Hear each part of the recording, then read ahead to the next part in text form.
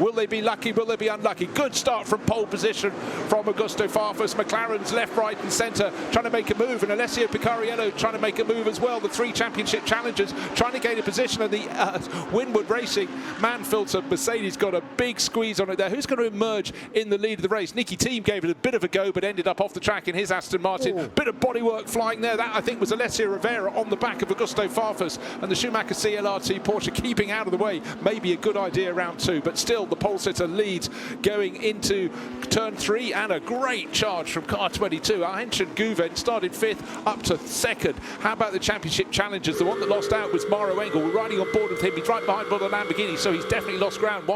They all qualified behind him. Yeah, he's lost a little bit. So settle down, everyone. The one who's settling down best, Joe, is our race leader, and that is Augusto Farfus. Still there is action. Turn 5, turn 6. 3 wide through the mid-pack, and Nicky Thiem in that Aston Martin come to you in 5th place now. Tried to send it round the outside. It didn't work. He went hard and it didn't go. Was the bodywork off Rivera? Was it off Farfus? We don't know. Farfus was pretty robust with his defence. I don't know where he wanted Rivera to go. That will, of course, be reviewed. But Guven now has got past, and now Engel has passed the McLaren as well. Maybe some pace in that Winwood Mercedes as he uses a load of curb, and that forces him wide. It's going to bunch up behind him. Well, take that, face full of gravel for anyone in behind Maro Engel. But in terms of the championship battle, the one that gained the most is Charles Weerts. He's gained a position or two, and he's got a buffer back to his rivals. The two yellow cars, the yellow and blue Porsche, and Maro Engel in that bright yellow car with the amazing green snake-like livery, car number 48, but it's the Lamborghini that made progress. And is that I'm just trying to work out who has managed to move that ahead. But importantly in the championship battle, it's very early days in this 3 hours race, but the one who got the advantage was Charles Weerts. Like I said, that's been the best start to the season. They're down to 16th now, but the pace looking good for that car. Yeah, so all these concerns on the grid, but really the first 5 drivers making a bit of a break now. We've got yellow sector at turn 4, so it's the exit of the complex. Yeah, it's the 991 Paradine car, isn't it?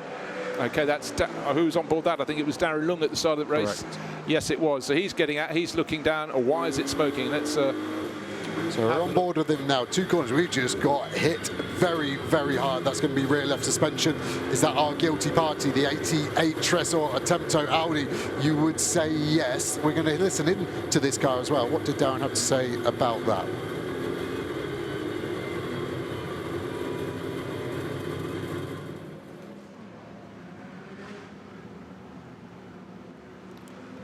I think we've had to probably cover over that, maybe the language a bit fruity. And in the meantime, we've gone to full course yellow. The VW isn't part of the race. That's one of the recovery cars. That's going to try and do a quick live snatch. You can see the access road in front, one of the configurations that can be used here. So this could be a very quick full course yellow. But 4, and the race officials are happy to let that slide. So don't expect anything there. You could just change the door in the pit stop in time and not lose anything. But most of the teams decide not to and just let it go. Lucas Stoll's tiny little bit of bodywork damage on the right rear of his car. Was it left? I can't remember now. But he's still trying to pick his way up the order. He's up to 32nd.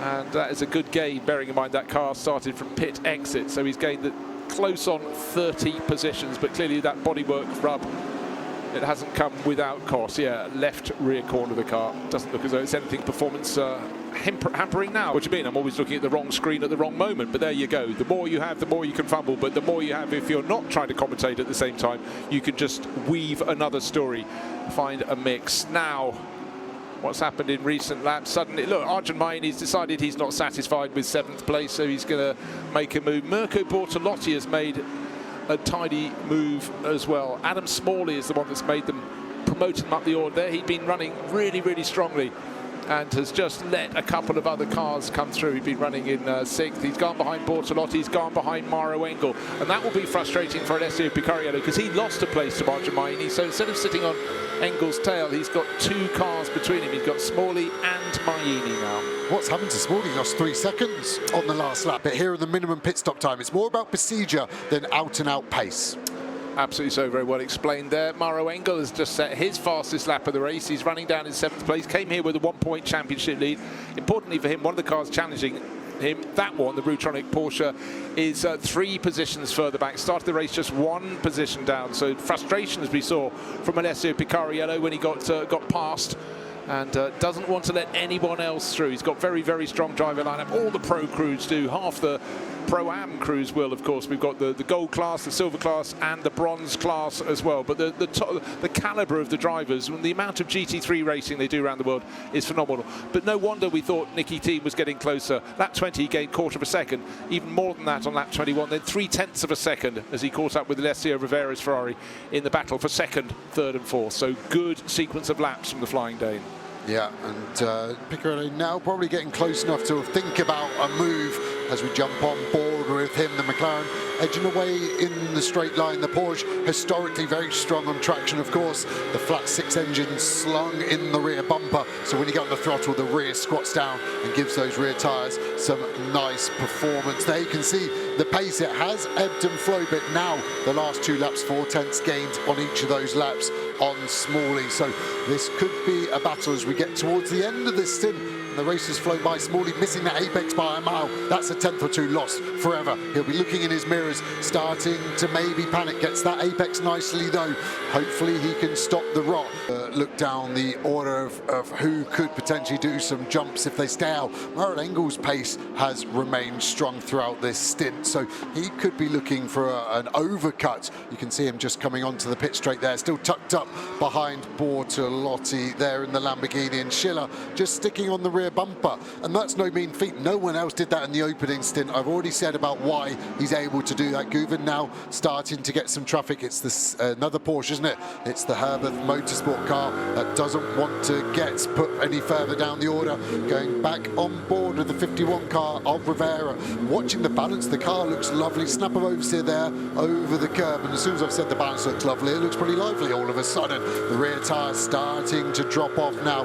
57 minutes, 10 minutes or so under safety car, but the rear tyre starting to give up more than the front proportionally, potentially on this Ferrari. The throttle pickup of this twin turbo V6 296 is amazing. No such thing as turbo lag in a modern race car. You touch the throttle and you're given roughly 540 horsepower in a modern GT3 car. I remember in the very start of turbos coming onto road cars, sometimes you had to check the badge on the boot to see if it had a turbo or not. You sort of thought you'd press the pedal, nothing happened, and eventually you got something, and then gradually the power just became quite absolutely crazy and immense fun. But in racing terminology, you know, people used to talk about it being like a light switch. And Ayhancan and Guven, who have yet to make a pit stop, they will make their pit stops. They were second and third, but remember that Aston Martin will be getting closer and closer. So out onto the track. And look how much time the Aston Martin has gained. So it's right on the tail and may even be able to sneakily try and take the lead going into the second sector of this race. Around the outside at turn 2, will he be able to make the move stick? No, the outside is pushed very wide indeed. And Jesse Krohn won't be welcome on the outside. Wow. So let's try the inside. What a great move. A little bit of contact there, a little bit of bodywork going up. But that could be the move of the race. Well, let's wait and see. That is a move, and that's the illustration. Schiller was showing us visually the undercut, new tyre strength, and that's why they rolled the dice. And Drudy there, because he's 4 laps into the stint, he's able to just get straight on it. Yes, a Krohn there on his outlap, rudely assaulted. I think it was a hard but fair move. I like to see it, and I think Drudy knew it had to be then, because the fresh tyre will now swing back in favour of the 98 BMW. But come to you, have track position, and I think that's more important. So BMW has just left pit lane. Tyres should be okay temperature-wise. They're out the other. Drudy now looks like he's going around the outside. He cuts the inside. This is that blind spot, the dive bomb overtake I was talking about. Krohn tried to block the inside, but Drudy thinks there's enough space.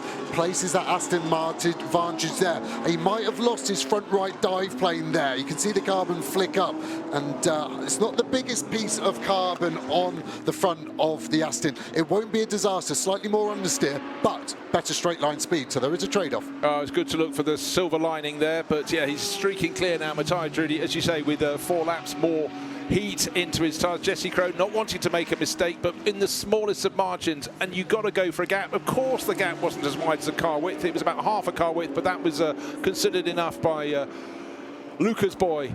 And Matteo Drudy, second generation Italian racer, just a racer through and through. He wasn't going to leave that gap. He went for it, and he's got ahead of the car that was leading the race comfortably. It's advantage of being clawed back. Come true, but Yeah, look, thank you very much.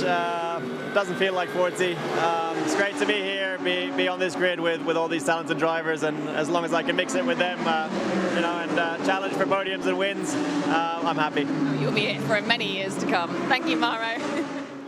Well, it always happens. Great interview there with Maro Engel. Thanks very much, Alex. While you have an interview, something always happens. We've suddenly had the Ford of Jan Mardenborough gaining 2 positions. He jumped ahead of Ugo de Wilde and also ahead of the Rutronic Porsche of Sven Muller. So that's been a phenomenal lap for the Ford, and the Ford is finding more and more pace through this race.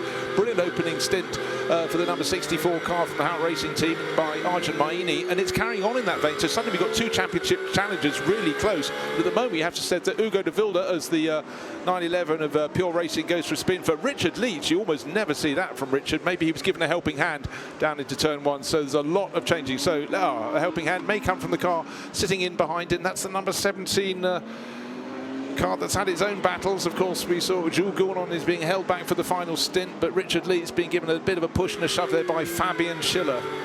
Muller has got ahead. No, beg your pardon, Muller is in behind Ugo de Wilde, but the group of cars coming up to challenge them, and then McLaren's coming to the Joseph Loke will be coming into shot very shortly. Just is there. He's trying to catch up with Chris Lulham and see what they can do about the cars ahead. But suddenly, early in this second stint, second of the 3 stints, we're having lots and lots of place changing, and for all sorts of reasons, so it seems. Yep, and here's Joseph Loke on the charge. Had a really good qualifying session lap time wise, but then got given a penalty for contact during the qualifying session.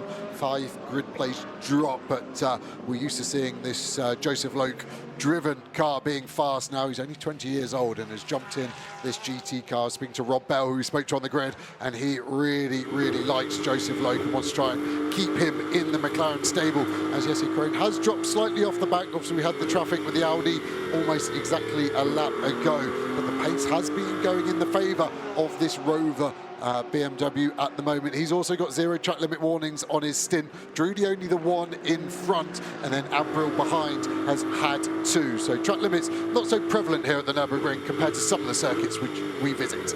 But it's all about building, and you have to say suddenly the Ford's looking a lot more attractive, looking as teams consider what they might want to run in 2026. There's never any static performance in GT3 racing. Everyone is developing at a different cycle time, and certainly been exciting days. I came across on a plane with a certain Kazuki Nakajima. Of course, he's looking after all of Toyota's action, and a good one early this year we saw the GT3 concept car. Will it race, will it not? I tell you what, it looks absolutely magnificent. But again, they might come in, it might take a year, might take 2 years, might even take 3 years to find a car that can challenge at the front of these races. But the more manufacturers, the merrier. We always work with that principle. We've got 10 here among the 61 cars that were entered for this race meeting. 59 started. Oh, there used to be a phrase, high, wide and handsome. That is wide, and handsome. And my namesake Brian Jones at Brands Hatch would have been saying that, but that's Joseph Loke, who'd been going so well, picking his way up the order, but I'm afraid that's squandered a handful of positions, and here comes the grandstand. Oh no, it's the hotel. Right, avoid the hotel, back onto the circuit. There's contact there. Which car was on his inside? He was trying to go round the outside, which is always a high-risk manoeuvre, but it was hard to call from that onboard angle there anyway. Yeah, the next few laps will be interesting. The previous 8 laps, they've had traffic, so it's been hard to tell the true pace. But it looks like they should be clear for the next 2 to 3 laps. So we'll get an illustration. I'll keep an eye on their lap time so we can see it. The 32 BMW here is kind of steadied the ship after a real wobble pace-wise, where we heard the engineer get on the radio to try and steady that ship. Still holding up Piccarello here. Remember, Jan Mardenborough was in this battle. It feels like 10, 12 laps ago, and he is way up the road now. He's 4 corners ahead of us, 10, 12 seconds gone. So that shows you the pace of the Ford, but also the lack of the pace of the 32. And these are championship rivals, of course. The 32 BMW, the 96 Rutronic Porsche we're looking at now. And where's their other championship rival? 4th. They're in the best seat right now, aren't they? The 48 Winwood Mercedes. You know what we haven't talked about for quite some while? We're looking down through the class. We mentioned that Chris Lulham, there he is, 10th, leading the Gold Cup class. Silver Cup class, just a few places further back. Aurelian Panis, the number 10, Boots and VDS Mercedes. And in bronze, well, it's changed. It's now the number 74 Kessel Racing Ferrari, as tends to be at once, leading that class. And he's moved ahead. He was running second for a while, or the car was, took it over from Dustin Blattner. Now they've got Riccardo Feller closing in, and that isn't a good thing because Riccardo is very, very quick in the Lion Speed GP Porsche. I suggest he may be able to move into the class lead, but we've got the round of pit stops coming up very soon indeed.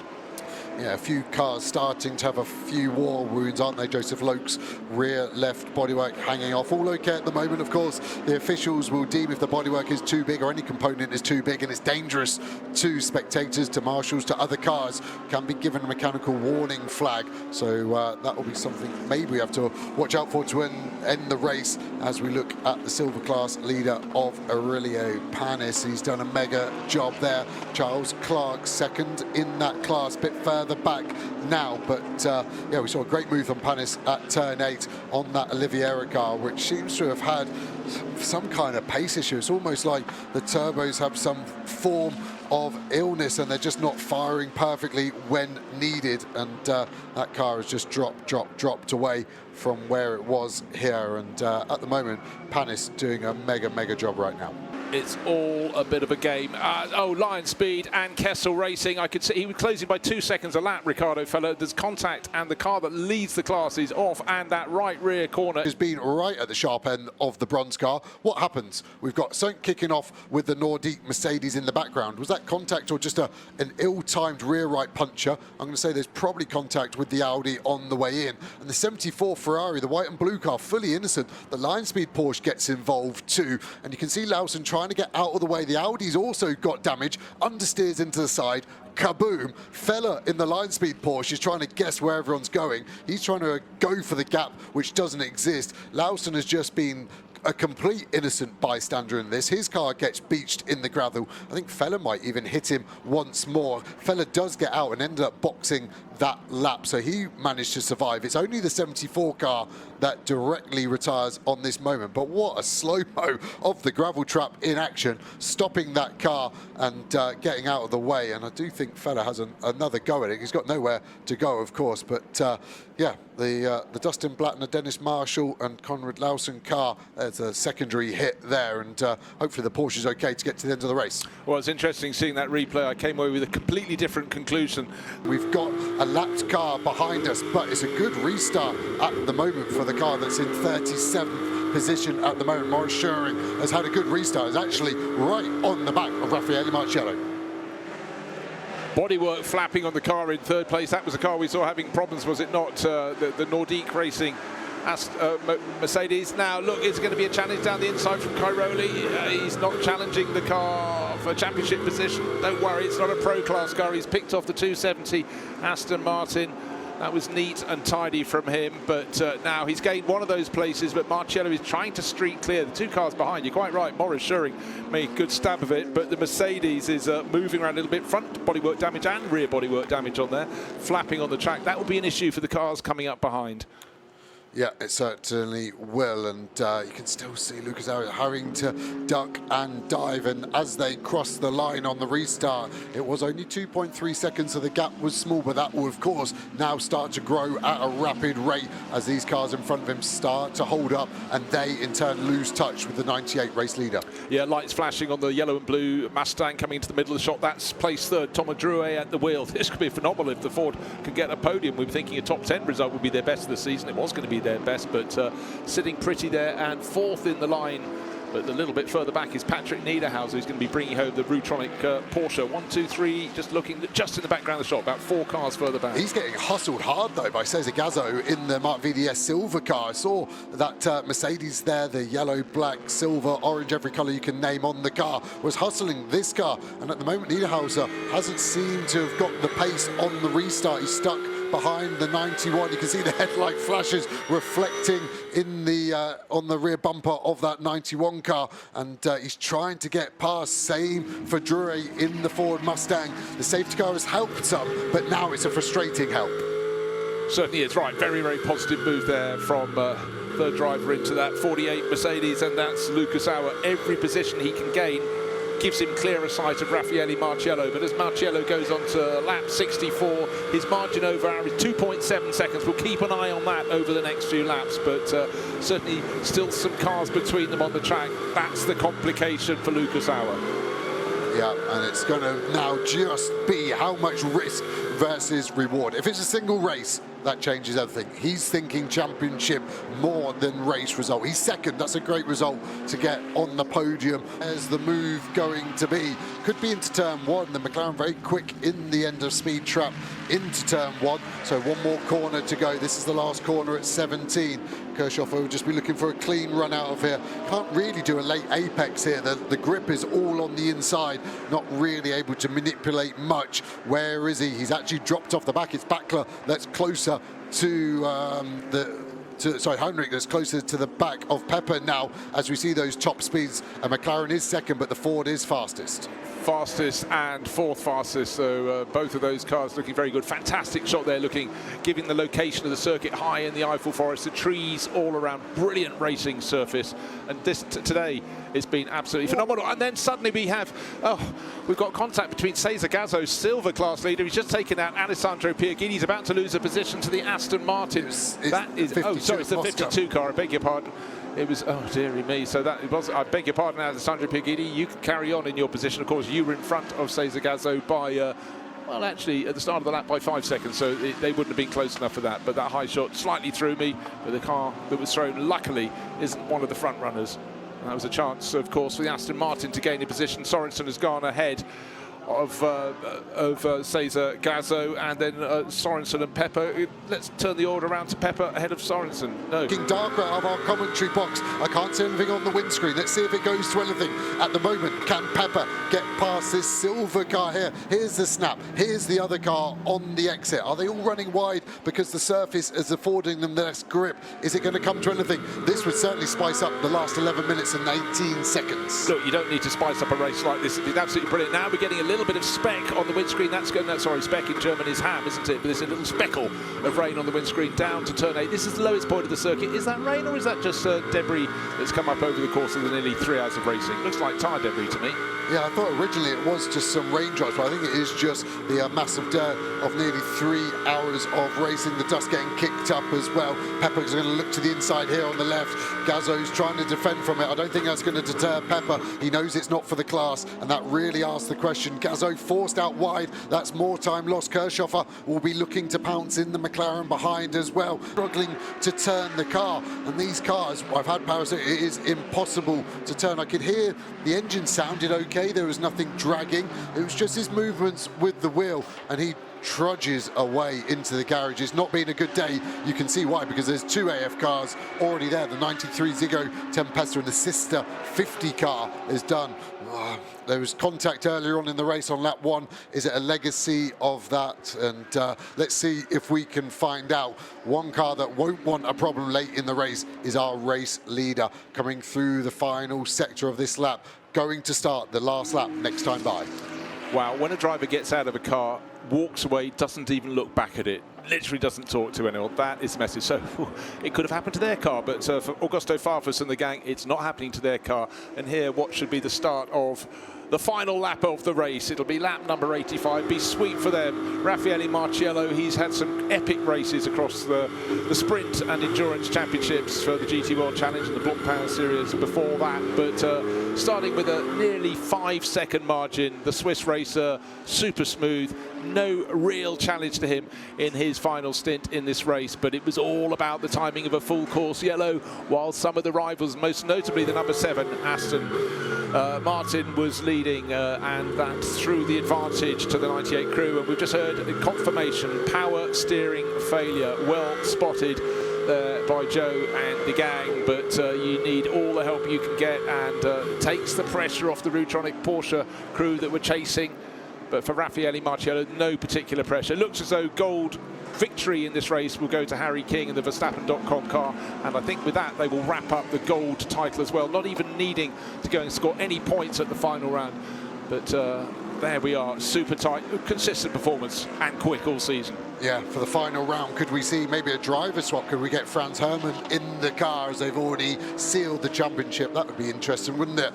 This car here could have been Darren Lung on the right there. He was taken out early. They raced together, Augusto Farfus and Darren Lung. So different teams, but teammates they have been in the past. And this has been A day to remember for the Rover Motor Oil car. Pole position, and still pushing on, Raffaele Marciello, with one of his more sedate stints, because he hasn't had anything to do, but he's done it well. So there we are, 3 hours of racing and BMW coming out on top. So many incidents discussed and penalties still being issued after the cars across the finish line. We just had the number 63 Lamborghini drop down from 5th place to 10th, but victory undoubtedly by 4 and a bit seconds for the Rover Racing crew. Augusto Favas, Jesse Krohn and Raffaele Marciello in that order. Lucas Auer, Matteo Caroli and Mauro Engel in the 48 Winward Racing Mercedes. They fell down the order, they rose up the order and got to second, and they leave the German circuit with an increased championship lead. Now up into second place in the championship, thanks to third place overall, Alessio Picariello, Sven Muller and Patrick Niederhauser in the Rutronic Racing Porsche, and their championship rival, Car 32, out of the points, down in 11th place overall. The Team WRT BMW very much in the battle, but certain progress was made by the Ford that finished third on the road, dropped to 6th with the penalty. Then another penalty was applied to the 63 Lamborghini, back up to 5th. Huge progress from the Ford crew, so well done to Jan Mardenborough and the guys in that crew. Bronze winners, as we just heard, Tom Leben, Charles Dawson and Ben Barnicoat, 2Cs Motorsport, Mercedes, and a good run for them. But overall winners, there we have them, Farfus, Krohn and Marciello. We set off with 61 cars in qualifying, 60 started the race, and at the end we had vast majority, 51 cars making it through to the finish, with so many incidents discussed, but it came good. The sun came out, but the sun was shining clearly most brightly on Rover Racing, because the timing of a full course yellow when they were making their pit stop made all the difference. Augusto Farfus clearly has a plane to catch, because he left the podium, and there we go. Champagne sprayed all around, but victory today in Germany. Started in the grey, ended up very much in the sunshine, particularly if you're the drivers on the top step of the podium. And the two remaining ones are Raffaele Marciello and Jesse Krohn up on that top step. So very well done to all of those.